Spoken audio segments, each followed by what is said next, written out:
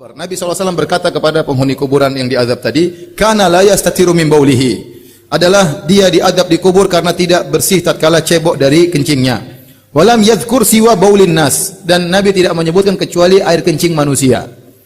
Al-Imam Al-Bukhari menyebutkan perkataan ini untuk membantah pendapat Syafi'iyah yang menyatakan bahwasanya semua kencing itu najis. Semua kencing itu najis. Kenapa orang ini diadab di kuburan? Karena dia waktu kencing, dia tidak mencuci dengan baik sehingga najisnya masih ada di kemaluannya, kemudian terkena pakaiannya sehingga akhirnya dia sholat tidak sah karena pakaiannya ternajisi. Dengan dalil ini, mazhab Syafi'iyah mengatakan semua kencing itu najis. Semua kencing. Kencing kuda, kencing onta, kencing kambing, apalagi kencing manusia, kencing tikus, ya apa semuanya kencing adalah najis. Ya. Hukum asalnya adalah najis. Al-Imam Al-Bukhari bantah, kata Imam Bukhari, yang dimaksud dengan kencing dalam hadis ini hanyalah kencing manusia. Jangan dikiaskan dengan kencing-kencing yang lainnya. Ini dalil bahwa Imam Bukhari bukan bermadhab Syafi'i. Makanya dia banyak menyelisih pendapat Imam Syafi'i. Dan inilah pendapat yang lebih kuat bahwasanya yang najis dalam hadis ini cuma berkaitan dengan kencing manusia. Ya. Adapun kencing hewan-hewan yang bisa dimakan dagingnya maka tidak najis. Sebenarnya akan datang dalam Sahih Bukhari juga Nabi SAW menyuruh orang-orang untuk berobat dengan minum air kencing onta. Ya, minum air kencing onta. Dan kita tahu air kencing onta ya boleh diminum untuk obat.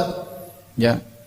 Kemudian juga Nabi menyuruh solat di kandang kambing. Kata Nabi SAW, "Sallu fi marabidil ghanam." Salatlah kalian di kandang kambing. Yang namanya kandang kambing tidak akan lepas dari percikan air kencing kambing, ada kotoran kambing, dan itu semua meskipun menjijikkan namun tidak najis. Tidak semua yang menjijikkan itu najis. Tidak semua yang menjijikkan itu najis. Ya. Bisa jadi ada makanan ayam sudah kita biarkan kemudian basi, bau busuk, najis atau tidak? Tidak.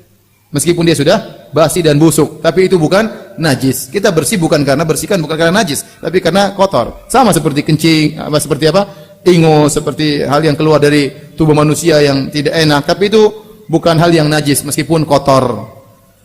Oleh karenanya dalil menunjukkan bahwasanya boleh minum dari kencing onta, dan ini dikiaskan kepada hewan-hewan yang boleh dimakan, maka air kencingnya tidak najis. Seperti kencing ayam ya.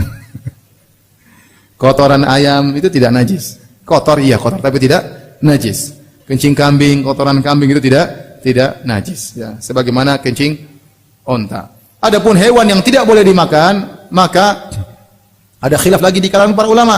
Ada yang mengatakan bahwasanya tidak najis kecuali yang datang dalam nas seperti raus. Raus adalah kotoran himar atau kotoran kuda, itu disebut dengan raus. Selain itu maka tidak najis. Nah, sebagian ulama mengkiaskan himar, rausnya, kotorannya adalah najis. Kenapa himar enggak boleh dimakan? Oleh karenanya semua hewan yang tidak bisa dimakan itu kotorannya najis ya. Tapi intinya di sini saya ingin menjelaskan bahwasanya Imam Al-Bukhari membantah pendapat mazhab Syafi'iyah yang menyatakan semua kencing adalah najis. Wallahu ta'ala a'lam bishawab.